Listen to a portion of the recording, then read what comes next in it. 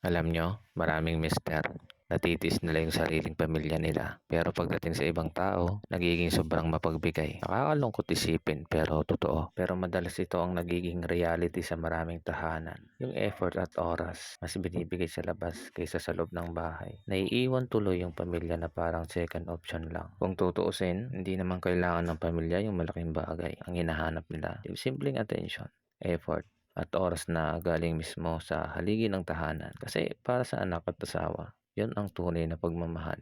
Marami rin sa mga mister ang hindi aware na unti-unti nang lumalayo yung loob ng pamilya nila. Hindi dahil sa pera, kundi dahil sa kakulangan ng presensya. Ang pera kasi pwedeng kitain, pero yung oras hindi na maibabalik. Masakit man tanggapin, pero minsan doon natin nakikita kung ano ang priorities ng tao. At kung hindi tayo marunong magbalanse, darating yung araw na baka magsisi tayo na hindi natin naibigay yung oras na deserve ng pamilya. Kaya habang maaga, ayusin na. Kasi sa huli, pamilya pa rin ang tunay na tutulong at sasalo sa'yo sa lahat ng hirap. Hindi ibang tao, hindi barkada, hindi trabaho. Pamilya pa rin ang uuwian at yayakapin sa kahit anong mangyari.